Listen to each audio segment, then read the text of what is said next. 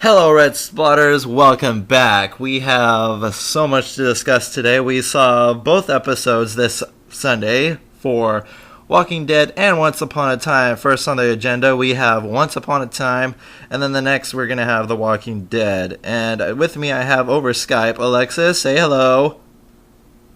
Hi. Hi. I'm back. Yeah.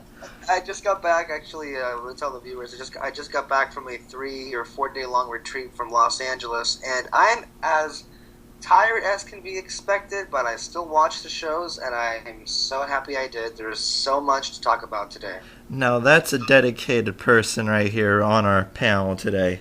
One of several, really. No. Okay, continue. Okay, so Once Upon a Time, where we left off, we knew that, Rumpelstiltskin had, the famed hat from Fantasia and all that stuff and all the throw-ins and all that stuff. It was very much Fantasia-orientated episode, a lot more Anna. One of the funniest bits from Rumpelstiltskin, which I'll get to in a bit.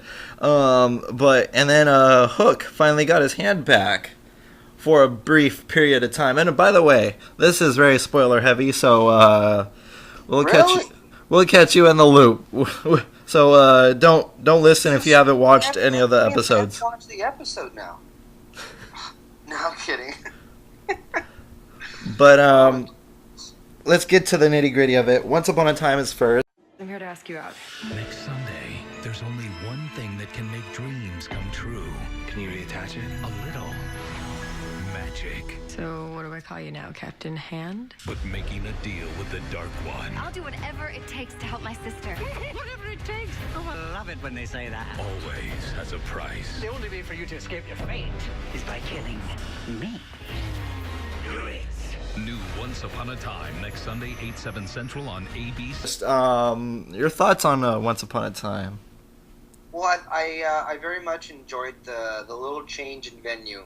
If you look at it, I mean, throughout the past 3 episodes, what had been at the forefront of this was obviously Elsa, the Snow Queen, and Emma. We had Regina to the side, but underneath all of that was the whole Rumpelstiltskin Sorcerer's Apprentice rumbling underneath it. Yeah. And then in this episode, that was literally the main focus as to what happened. I mean, the episode is called The Apprentice, and it's honestly, there's a lot to consume about what this had, but for right now, it just seems to be a lot. For me, it's really confusing to see as to, okay, so we are to understand that Rumpelstiltskin is seeking this ultimate magic so he can no longer be controlled by the dagger. Is that really what he is after at this point? That's the question I have. I think it's pretty clear that that's what it is, but we know Rumpelstiltskin. He always has that, undertoning agenda about him, and that was pretty conniving what he did with Anna. Trying to she felt guilty. She thought she was gonna kill this innocent old man. But so she threw it out. She's saying, oh, I didn't do that. And then the funniest part of this episode was the way he said, "Aw, why not? We had a deal." just that soft-spoken manner that he had was just great, because you thought he'd be all angry and all that stuff, but no, he said it nonchalantly and just it didn't bother him anyway. Like a whole bunch of other things. I mean, Kyle, if you thought that was conniving, I thought that was just classic Rumple. Always throwing people in a loop. I thought what was really conniving was the loop he threw at Mr. Killian Jones, or AKA Hook, towards the end. Oh, yeah. The fact that, it was all in his head, the fact that that he thought that he was getting into that old, pirate that he used to be, and he doesn't, and now he, unfortunately, has something to blackmail Hook against. Yeah, and it's pretty ironic because it's the exact situation Hook did to Rumple. Yeah, and it's just sad. It's just sad. I mean, he had that kind of clutch. He had that kind of clutch to, be at bay with his old foe. But it's just now something that he has this kind of clutch against, and he has this inevitable desire to fix things right with Emma. But now he has that kind of thing, much like Rumpel, much like Yes. Rumpel's situation. We only saw Belle once. A lot. Again, I've been looking on Tumblr and Twitter, and all the Rumble fans are giving Kitsis and Horwitz a lot of backlash because they haven't been showing. But I think that they're gonna get a solid base episode in the future. Don't you think? well, yeah, I mean, they had a lot of screen time, altogether anyway, during the premiere of it. I think Belle's part isn't all that necessary to this part of the story yet, but she definitely will be essential later on once the arc continues. But I just have something. Look, you've said that when it comes down to it, Belle would easily overlook that, but I'm having a hard time believing that's what's going to end up happening, given how much Rumpelstiltskin is being portrayed and what road he's going into in this season. Because, really, is it just me, or is it the old Rumpel just overtaking anything? What's going on?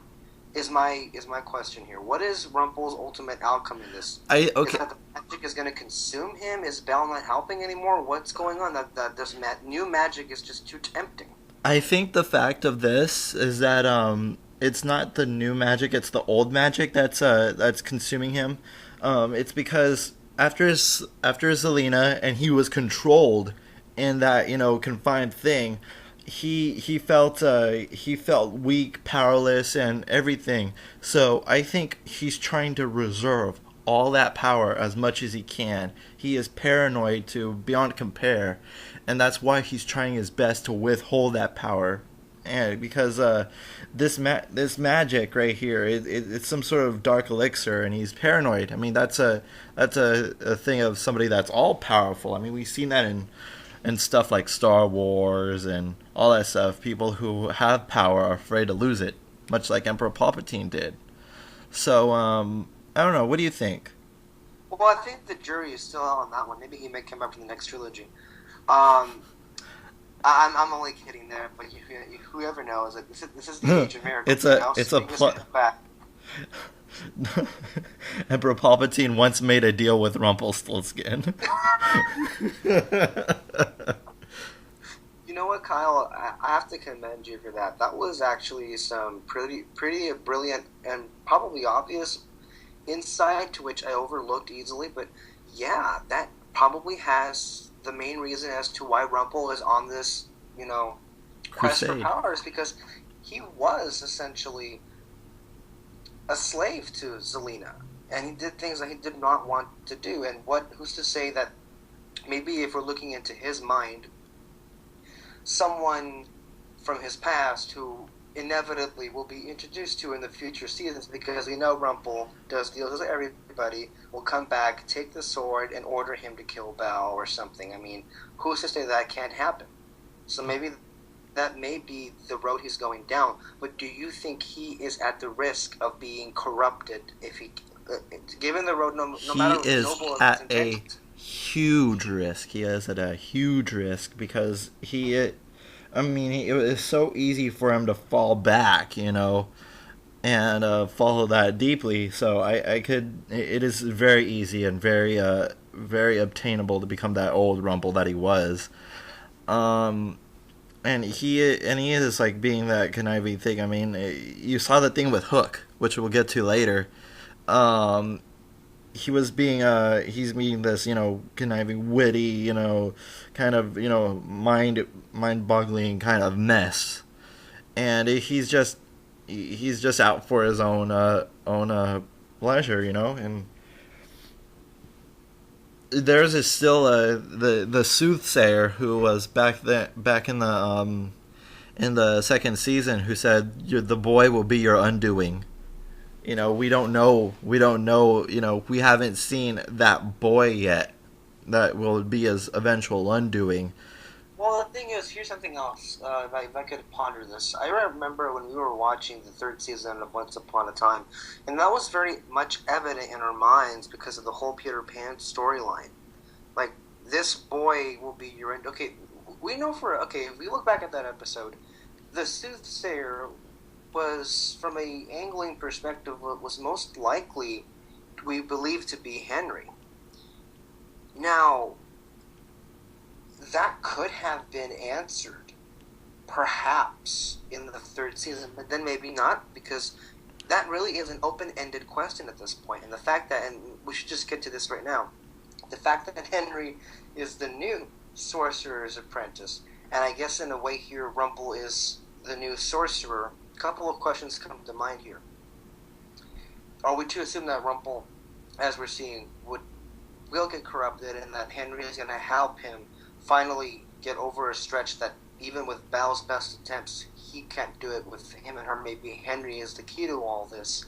And then at the same time, are we going to... And then here's an interesting question, because I'm thinking of all the storylines that are colliding. Is Henry Mickey Mouse? Yes. No. But thank you for... That's... Okay, now I have to think about that one. No, I'm thinking, is this really related? Because look, here's something we need to establish right now. All of the storylines that we had suspected were maybe throughout the entire season, maybe actually colliding for the first half of the season, because the three main storylines seem to be the whole Frozen thing, the Regina and Henry's search for the book, and now Rumple's search for this unlimited power. And then this mysterious Snow Queen that came out of nowhere.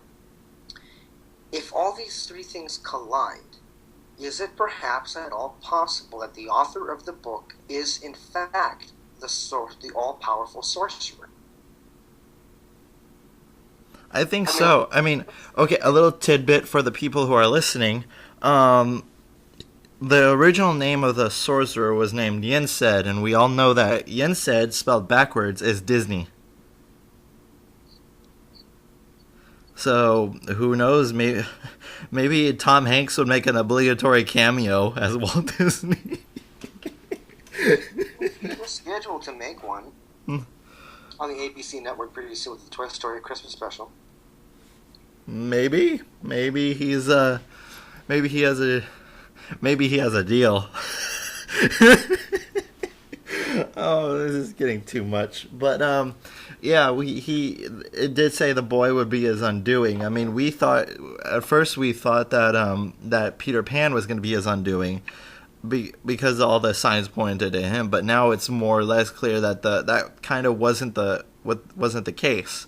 So we're still trying to find that out. Even though technically it kind of was true, and then not really, because yes, he did end up sacrificing himself, but he came back. So that's the slippery slope, kind of like fancy line you have to deal with. Like here, it's like, did the soothsayer meant before you die and come back, or it's just like there's so many questions here. I do want to bring out that I did like seeing. I really appreciated the whole Emma and Killian thing. Oh my gosh, he wore modern day clothing for the first time in forever. Okay, I'll stop. I'm gonna stop right there. But okay, Killian and Hook. Killian, that's the same person. Killian and Emma. Killian and Emma had this kind of, they had the tender moment of the whole episode, and it was nice that and then we have Will Scarlet, who is from Once Upon a Time in Wonderland, who is I don't know what his deal about being in the Wonderland. Maybe he's looking for Anastasia, which I hear is his romance in Once Upon a Time in Wonderland. So I don't know what happened there, but I'm off track. Emma and Hook, they had it was pretty interesting. Like, I think they took a big step forward in their relationship. Don't you think? Yeah, they did take a big step forward, but then a couple of steps to the side because of Hook's involvement with Rumple now. I mean, the more progress is made with the relationship, the more pain is going to be felt of the offset once the truth is always as it always is revealed. Yeah, and it it's unfortunate too, because I was like really rooting. Okay, this is the first date, and all that stuff, everything. And then I saw in the promos that he's wearing like modern day clothing, which I was excited about because you don't often see Hook with modern day clothing. He's always worn that same. You've always seen him in this, in the garb that he's always worn. But now he's like, in a leather jacket, black shirt, black pants, and then some boots. But it still stayed to that. It's like a modern day Disney bound, if you want to say it. But Emma, she's getting to grips. I mean, she's so happy right now. I mean, Well, she's trying to be. She's definitely trying to be happy because she should. She's trying to live. The fact of the matter is, and it's a very similar thing with what happens with Walking Dead. Every freaking half season, there's so much shit that just happens. I mean, she needs room to breathe, and it's not enough to just survive these events. She has to live, and she's making a wholehearted attempt to live and to try to make this relationship work. I mean, you saw in the beginning of the episode, Henry pushed Emma, "Go ahead, you can do this." And yeah, Henry did want to. I mean, everybody, even Regina just wants to, want in her own way. They all want to. I don't know if Regina's very. I'm not sure she's really caring. Because I mean, judging by the promos of next week, they may come to a Mariah Carey Nicki Minaj showdown. But it's. But so far up until this point, she just wants, what's best for, everybody. She's trying to keep everybody contained. With Regina, it's yes. I think Regina, at this point, has a mutual respect, and they're very close to being friends, Emma and Regina. The thing is, it's very hard for Regina to get over the fact that Emma was the one that kind of brought back. But with that reveal in the last episode that we saw that Robin Hood does love Regina over Marion and all that stuff, but he is still at bay with the whole. Is that what her name is? Miriam? I thought it was Lori. Because everyone hates her. No, we're not at the Walking Dead. We're not at the Walking Dead conversation yet. But good point though. I didn't like her. I didn't like. No, I mean I'm sure she's a good woman, but just the fact that she came in and effed things up. Nobody gives a shit, Kyle. Look, don't kid yourself and don't sugarcoat this. At the end of the season 3 finale, I will defy this. Just ask one once fan if they didn't want to get out of their TVs and cut that bitch right then and there. I mean, seriously, that's how pissed off everyone was. I mean, she literally, her very existence took a crap on the whole happy ending. Yeah.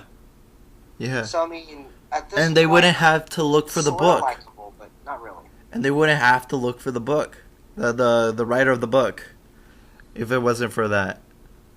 I liked seeing. At least we got Sidney Glass out of it. Yeah, I know. I liked seeing Snow and Charming just sitting there and waiting for Emma to come home. And I loved how many times it's I gotta get my own place. I wonder if I've heard that before.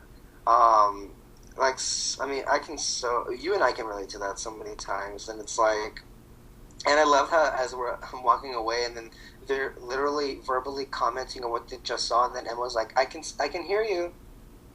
Yeah. It's their first time seeing their daughter on a date and all that stuff. I mean, they're trying their best to relive her childhood in kind of a way. They're trying to be the parental figures that they weren't for 28 freaking years.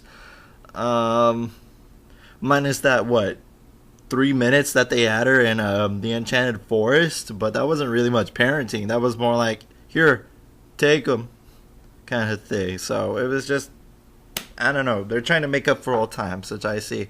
I noticed that that Snow and Charming are taking a huge back seat amongst the stories. Well, I think it's somewhat appropriate given. I mean, they've had a lot of screen time throughout the past 3 seasons.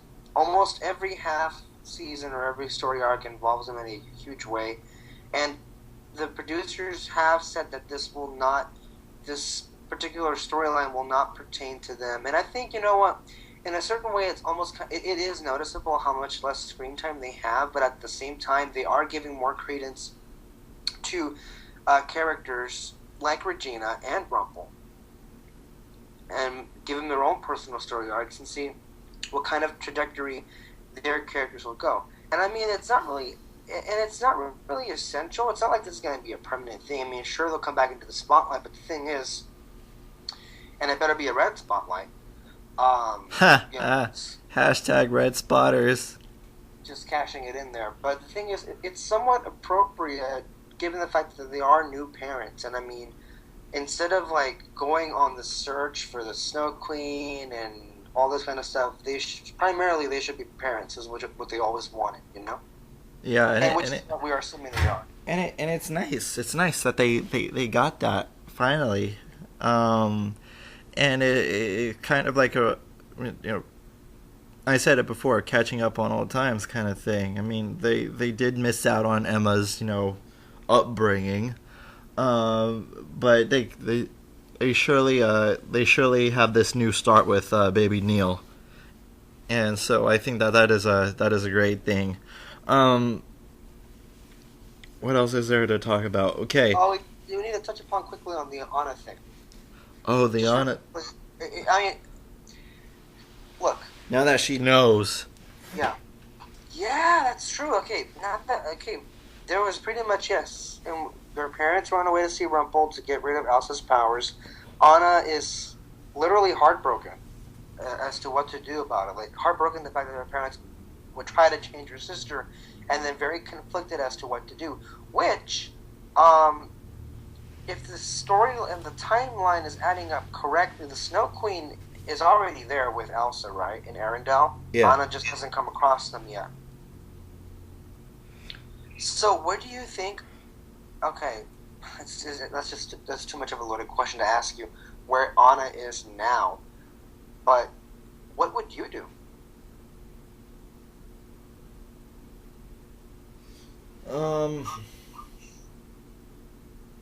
I'm all for the fact of what they don't know won't hurt them kind of thing, but it's got to come out. I mean, Anna is not one of those people to lie. I mean, you've seen that she was unable to, quote unquote, kill Rumple in that thing. So, I honestly, I don't know. I don't know up until this point. Most likely she's going to tell her, and then something along the way is going to happen between them both, which causes Anna's disappearance, in which we know today. So, and I don't think, and it's kind of sad, I mean, not to go off subject, that the Snow Queen doesn't find Emma a threat. I mean, Is it really sad? I mean, she isn't much of a threat. I mean, she still freaking carries her gun as if she was trying to be Carol or something. You're not Carol. You can't do that kind of crap. The thing is, you have magic, and she's still, in a lot of ways, resistant to use it. And because she's that way, she's resistant to use it because her powers are uncontrollable. Hence, her relationship with Elsa. It's in a similar situation. Emma is a threat when she doesn't know what the hell she's doing. But when she's still holding on to that gun and being very resistant to learn about her powers, then how can you legitimately consider Emma a threat when you're the freaking Snow Queen? Yeah, or exactly. Pan, I or think, Zelina, or Maleficent. and I still want to know what Rumple has in store for the Snow Queen, because remember they had like some sort of deal or something. Yes. So I want to see what that kind of thing is. Now to the Sorcerer's Apprentice kind of thing. Where do you think the old apprentice? Where do you think he went?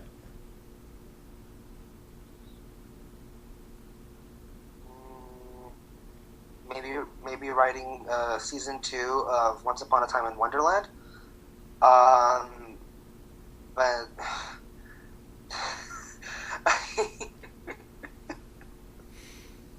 I don't know.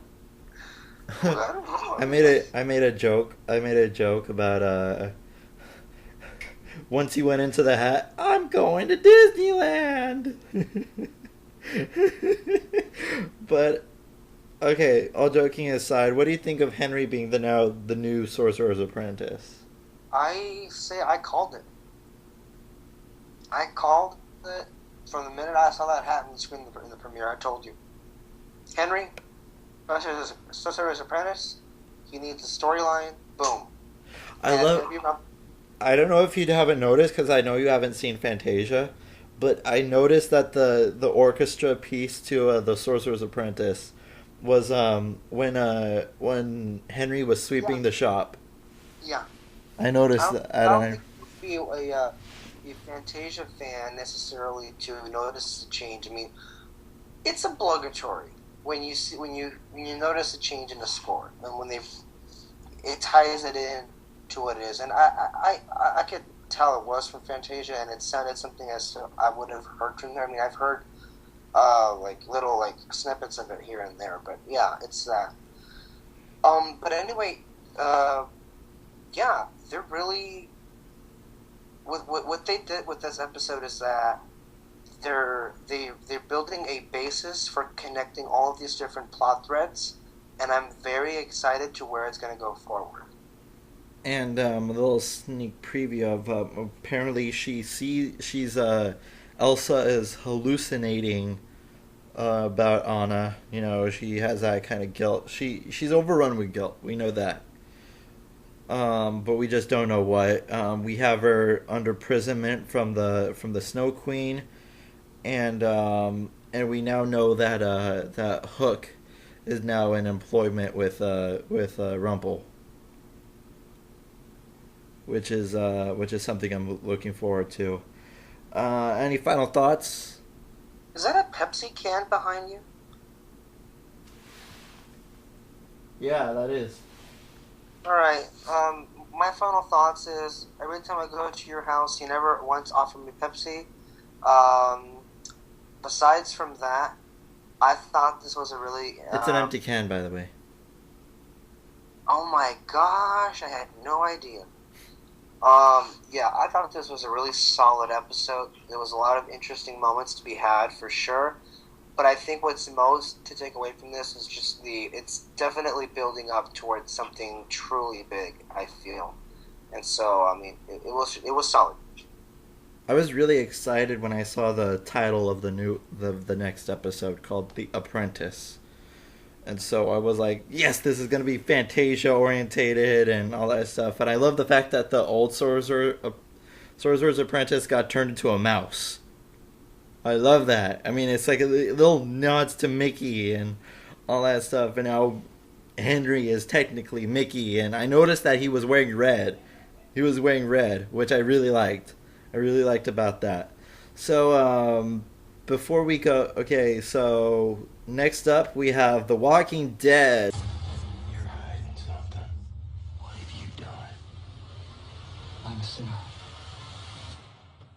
But those sins, I confess them to God. You understand what's at stake here, right? Yes, I do. So I need you to stay alert.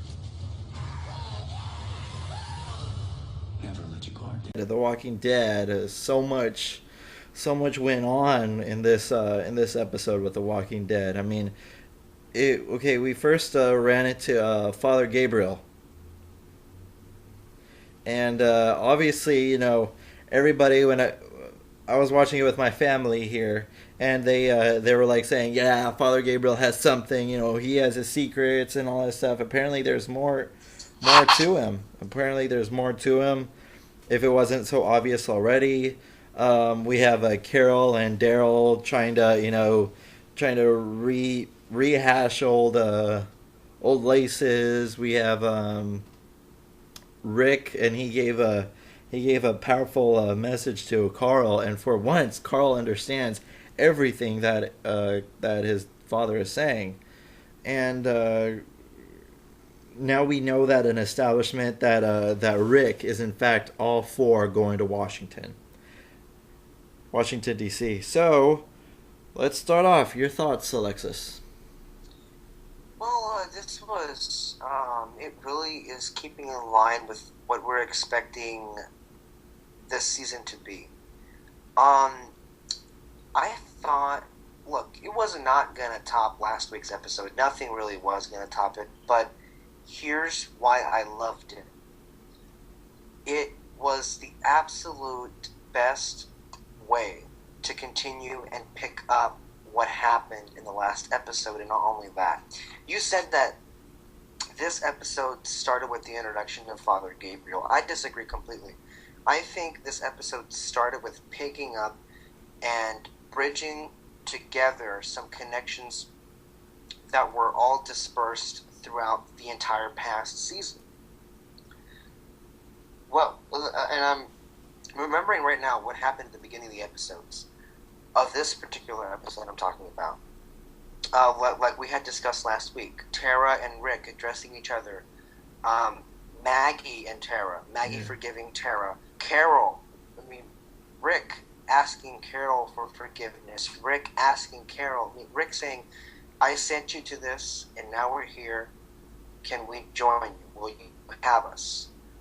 Carol and Tyrese discussing the fact that Tyrese is standing up for Carol, saying that everyone should accept who you are because we owe you everything.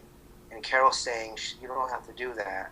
And then, in the kind of the opposite way, Tyrese saying, we don't have to tell them about the girls. Carol and Daryl trying to catch up with what happened. Daryl and Carol have a interesting relationship above anybody else. And Daryl really just wants Carol to open up, or at the least, he just wants her to forget about it, and she wants to forget too. I mean, she's seen shit that'll turn her white or whiter. But I mean, don't look at the flowers. That whole scene, and the whole Lizzie killing her sister kind of thing, and her almost smothering little Judith. That was brutal. That was so she has a lot on her shoulders, and Daryl, being the sweet, I guess, brother of the thing, trying to console with her. He's trying to, if you have anything you got to say, open it up, being the good brother that he is, kind of thing. And I really like that he is, sentimental. He is, I mean, it is well established that he is not the Daryl from season, 1. He is Nobody's character is what they were in season 1. I mean, if it wasn't that obvious now. But he's now, opening up, and he's considering, and that line that Rick had when he was talking to Father Gabriel, these people are my family, and if you do anything to hurt them or cause them any pain, I will kill you, kind of thing. And I love that fact that he called them family. I really love that. That's a huge step. I mean, first you heard it, Rick calling Daryl brother in the season finale of season 4. Now it's just all this momentum of family and kinship and all that stuff, and I really, really love that about Rick. I mean, and Daryl. I mean, they're trying to be the big brothers, be the kind of adult figures, and I really appreciate that they're going to that level. I think that's really the beauty in this episode. I think I appreciate that the most because we need to emphasize this. This needed to be a big breather episode, considering last week and what a explosive premiere that was. And I really do think this is the best way it should have done, because I saw exactly what I had envisioned in my mind, what I wanted to see. These characters have these concise and very compelling and difficult and uncomfortable conversations about the stuff that they have done following the fall of the prison, and whether or not to share with everybody else. I mean, I gotta tell you, I mean, we'll get to Father Gabriel right now within the entire, I mean, religious imagery with the characters all coming together in that, and I think it all ties together with the scene in the church when Abraham. I mean, that was one of the best scenes when they're all just together and they're living, they're having dinner, they're laughing. It's like, Yeah, we have not seen that in ages. In fact, I haven't seen them that happy since they were in the CDC. Yes. That's what I was thinking too. It's like, hey, they're even having wine again. Yeah, and then I love that, and I love how what Father Gabriel said. He was like saying, "It's just wine until it's blessed." He's like saying, "Just F it. I'm gonna drink too." Yeah. All right, so before we get into Father Gabriel, you know what? Just unleash it. You want to mouth on? Go ahead. What do you make of it? I knew he had something with him. Everybody has some sort of past or something that's gonna catch up with the group in the end and all that stuff. So it was just so bizarre. It's like he seemed almost completely unchanged from the apocalypse. What, we're almost 2 years out? Yeah. And it's kind of sad. It's kind of sad. You're like this. Okay, something's up. Nobody is like this. And we saw the knife works on the church building, saying you will burn for this or something like that. You know, the knife marks and all this stuff. I was thinking that maybe that he ran amok with the people from Terminus, but I'm not sure yet. Judging by the fact that he's alive and not, haven't been eaten and digested, I probably think he wouldn't have made contact with the people at Terminus, which we'll get to later, obviously. Hashtag barbecue. Barbecue. That's a good one. That's a good one. I mean, Point for Alexis. That was really good. Credit goes to Chris Hardwick of Talking Dead. He's the one that came up with it. I'm just borrowing here, but it's great.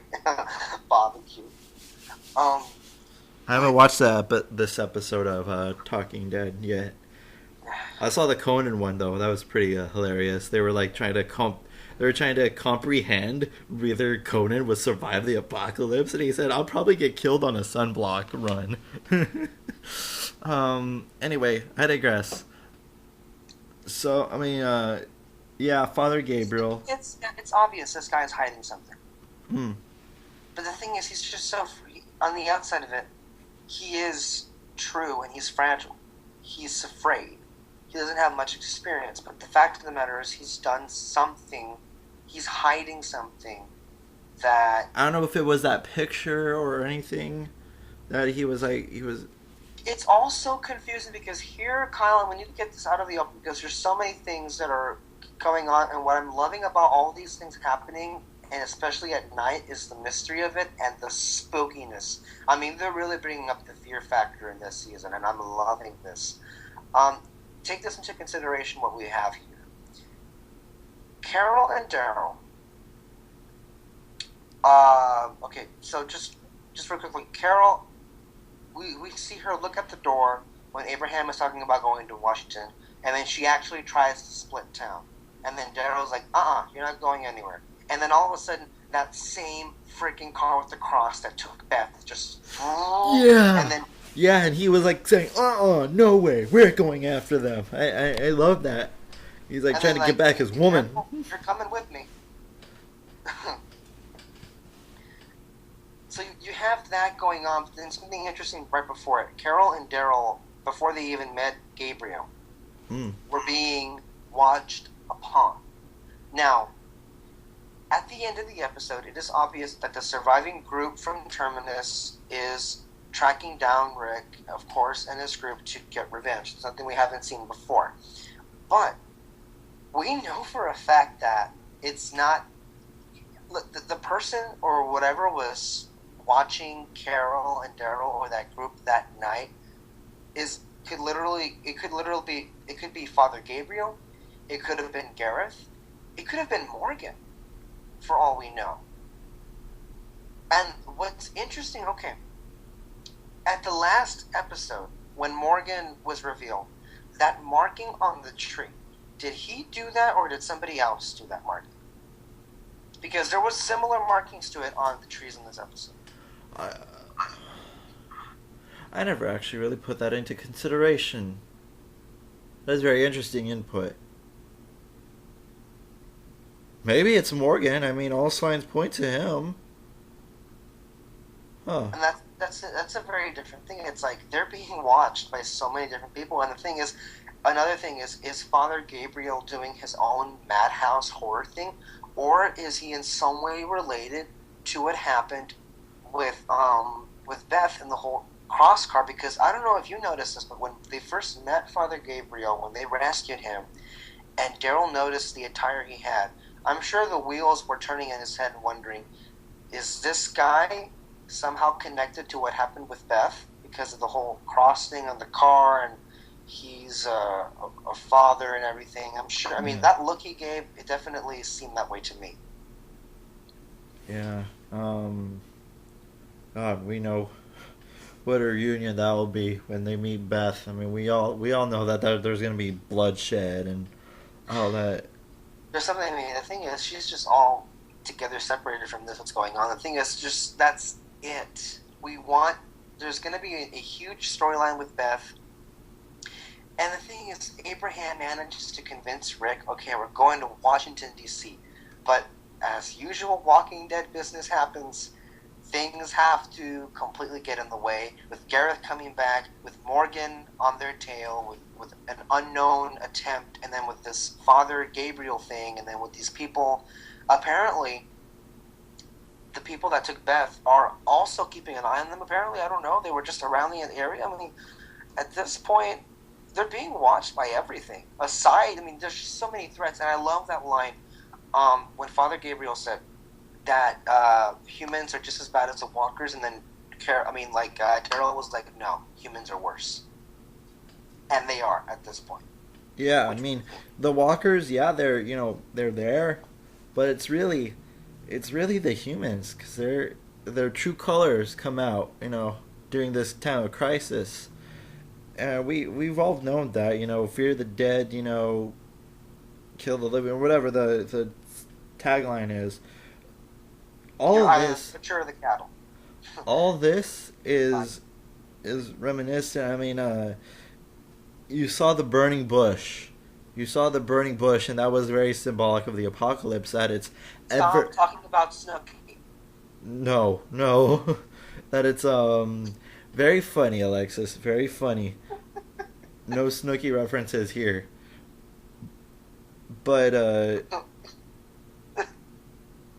all joking aside, the burning bush, it's ever burning, but Could it's you imagine never if getting Snooki was ashes. still alive if this apocalypse happened 2 years out? Would you honestly be surprised if she survived the 2 years? Wait, who?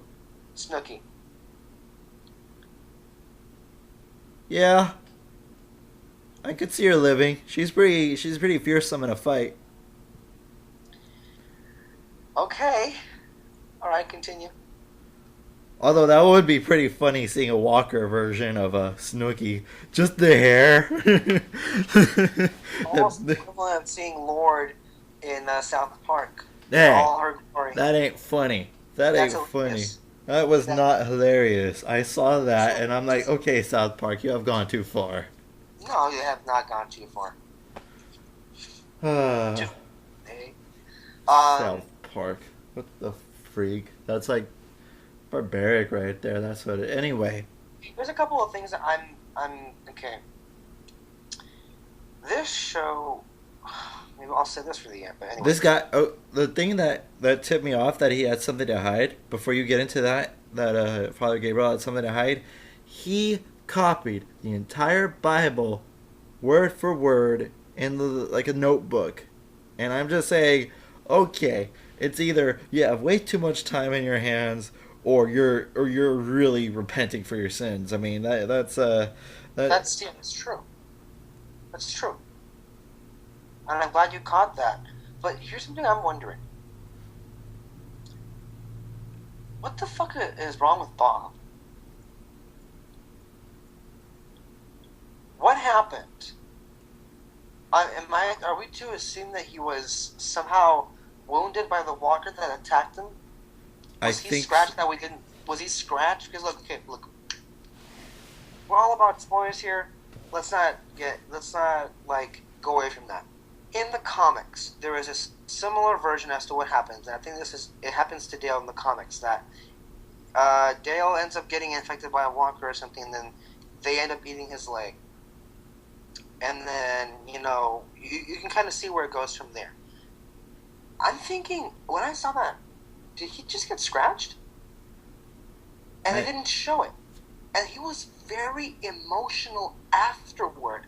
So much so, it's like, he seemed as if he was walking out to be away from them so he can, I don't know, but what did you think out of that? So he could check himself out or something like that. Something. But did you notice that as well? Did anybody else? I noticed that too, and I'm glad that you put out the comic book aspect of that. Yes, something does similar happen to Bob, but let's put this all. Let's put the comic books aside, because we know for a fact that comic books do not do not But we need to take into consideration because the show runners. Scott Gimple has stated that for what it is, season 5 will be probably the most faithful interpretation of the comics thus far. They have come out and stated that, so they should be taken into consideration, but in no way should we expect the exact same thing as it's laid out in the comics to be in the show. Yeah. I mean, that you're right on. It never has and it never will be. Nor with anything else that's based on anything of source material. Avengers. But, I mean, so are we led to believe that Bob is suffering from the infection then?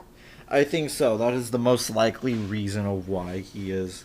He let out that before he was taken, he had that kind of remorse, self remorse that he was giving himself, because he's like saying, "Oh shit, I'm everything's going good right now. I don't want to mess this up, but the more I stay, the more I'm gonna mess it up, and I'm gonna reanimate and all that stuff." So and it's kind of sad. It's like really sad.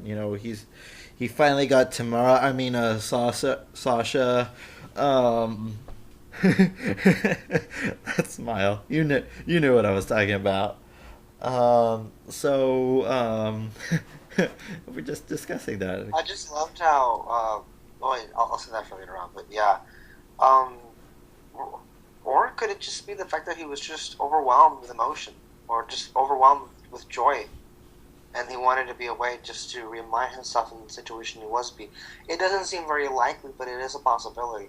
I'm just thinking, when I was watching the episode, Bob, is it just me, or did you get scratched? And they're not showing it to us yet. And I'm thinking it because in the comics that's very similar to what happens. The guy, or I think it was Dale, that ends up getting scratched for a bit, gets infected. Then the Hunters, which very interesting. Gareth called his group the Hunters, which is of course the cannibal group in the comics.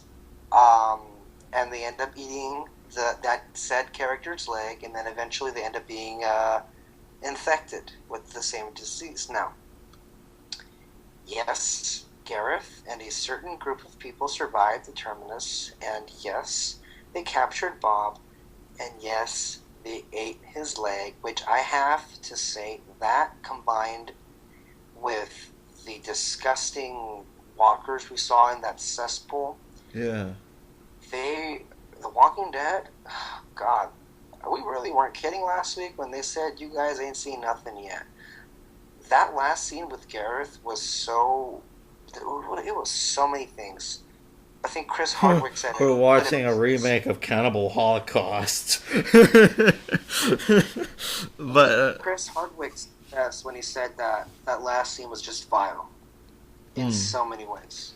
It definitely was. We do have all these things working with it and against it at the same time. But I'm just so fearful. I'm so fearful. I want, I'm like in the aspect of Regina. I want them to have their so quote unquote happy ending. So I really want them to feel all this, and I want them.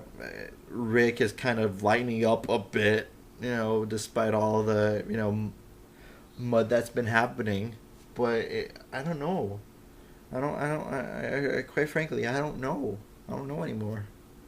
I mean, like I said, we have a clear. I think with this episode, it kind of helps us to see what's going to happen next. It's going to be a couple episodes with the whole being hunted thing, and then hopefully, eventually, you'll get back on the road to DC. But a lot of what I noticed in this episode wasn't so much the obvious things, but what wasn't so obvious. Like, okay, Tyrese literally copped out. He did not kill that guy. He was there in that group. Yeah. What the hell was up with that? And, Chad Coleman said today that it's just apparently Tyrese, and get this. Oh, he was on there? Yeah, Chad Coleman was on. Oh, apparently, cool. Tyrese is essentially the default moral compass of this group, because the fact of the matter is, and they discussed this at length, it's not your traditional Herschel Dale moral compass. The thing is, Tyrese knows what has to be done, and when they have to be done, in order to survive, he will do them. Doesn't mean that he agrees with the fact that they do it, that he just does it because it needs to be done. That's what they do by labeling him as a moral compass, the fact that he really, out of anyone else, is the most hesitant when it comes to what they have to do now. And I think it's an important component for a group like this to have, because when you have the Ricks and the Carols deciding how things go, you need someone like a Tyrese now and a Herschel to kind of bring things back, and in order to maintain some sort of humanity, which is what Tyrese is hopefully wanting to do. And I'm really interested, because they're really making Tyrese really so much more substantial than we ever thought he would be. Besides the nice guy that can do what needs to be done, now they're taking his character into a direction where I'm really excited to go. Or the pawn of the next black guy, circa T-Dog. No, T-Dog was literally the pet of the group. What the hell is that? That sounded more like Jerry Seinfeld right there. I have to say Jerry Seinfeld. There's so many black people there's so many black cast members now in The Walking Dead season 5. It's like, yeah, T-Dog who? Yeah. Yeah, there's Bob, or now it's half a Bob. There's Father Gabriel. There's Tyrese now. And then now there's Morgan. So we have like 4, So, yeah, I think they're... Sasha, Michonne. Sasha, yeah. How can I forget them? They're just... It's a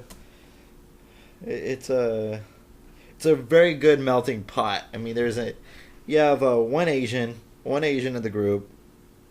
A mix of different, you have one Mexicana in the group. You have you have the whites, and then you have the blacks. And it's just a big old melting pot. I really like that. It gives you a more sense of community. Gives you a bigger sense. They're definitely the most diverse they have been right now. Yeah. Without a doubt. I just really like it. I just really like this this season, what it's shaping out to be. So, final thoughts? I thoroughly enjoyed this episode, and I loved how this worked as a follow-up to No Sanctuary, last week's episode. It was more than effective. It's exactly what it needed to be. I'm loving the fact that they're bringing up the fear factor again, and judging by the previews of next week, it feels like it's going to be like a cabin in the woods kind of thing. which I'm really excited for. Because I mean, it's October, you want to get a little entertained and a little They'll fear get into factor. the Halloween spirit, right? Yeah, and I do want to close by just going through my favorite scenes in the episode, the ones that stick out to me. Rick and Michonne talking after they got their supplies, and Michonne saying, "I don't miss my sword. I miss Andrea, and I miss Herschel. I don't miss my sword." And I love that, keeping the more, more soulful, meaningful things rather than the materialistic things. And you just love hearing the mentions to old characters like Andrea and Herschel. Yeah, I haven't heard a mention of Andrea in a long time. So, Well, actually, no, never mind. no, that theory is null and void. The theory that Andrea was in the premiere, it's like, no, that's not true. Other That things. was complete I mean, BS. As soon as I read that article, I was like, no, that is BS in its finest. Little moments are really what caught at. The little moments are really that caught at me. Bob and Sasha just like having a great conversation and kissing in front of Tyrese, and Tyrese witnessing it and just feeling so like proud of his sister and happy. I mean, he doesn't mind at all. He's just happy that his sister is happy, and that was so great. Yeah, I mean, that's a good big brother. That's a good big brother, because I know that Sasha, she hasn't been, very happy in a while, with all the crap that's been going on. So that's really And nice. Dealing with semi-psycho Maggie. Yeah. Which I think Maggie is kind of, she's okay now. She has her sanity back and all that stuff, and it was nice that at that moment when she was like confessing that she was there when what's her name? What's the girl's name that confessed of Tara? Yeah. Tara, the way that she confessed that, I was there with the governor and all that stuff, which we haven't heard a mention of him in a while, too. And I love. Was a good scene, yes. And I love how, she was like, first like angry. You saw all the different emotions right there in that scene. You saw anger, resentment, fear, and then forgiveness. And you saw that all in one scene with all in her eyes. Lauren Cohan is, besides being unbelievably smoking hot, might I say what an incredible actress she is. I mean, she is definitely one of the definite key elements of showing the emotions and souls of the show. So I really like Lauren Cohan. Andrew Lincoln, I wish, if the Emmys will not be so snobby next year, I hope that he gets a Best Actor nom for Walking Dead, because he does deserve it. I mean, he is I think right now at this very moment is his acting peak. He's showing everything. He's not holding anything back. So I really hope that Andrew Lincoln gets this year's Emmy. But I digress. That was a nice scene with Rick and Carl. Yeah. Because kind of like the Jiminy Cricket of the whole situation. It's like, Dad, there's good people out there too. And Rick is like, after Terminus, after the governor, really? Really? I mean, there were so many different things to do. Yeah, he's at war with himself, and I really appreciate that. So we're gonna wrap up this today's podcast. Tune in next Sunday to hear our next analysis on the next episodes of Once Upon a Time and Walking Dead. I'm Kyle, and with me is Alexis Soto, and we're so happy to be here on a Sunday night, fully caffeinated and ready to go. Yeah. And wanting to start back up because tomorrow is Monday. Hashtag everyone all together at Spotters Hates Mondays. We have to make that happen. Anyway, so this is your host Kyle Lira from Let's Keep You Under the Spotlight. I'll check you out later. Subscribe to Red Spotlight Entertainment. Become a Red Spotter yourself. And we have an Instagram page up and running. We have a Facebook page up and running. So check us out there. Yeah, for more details, for more information, and all that stuff. Later.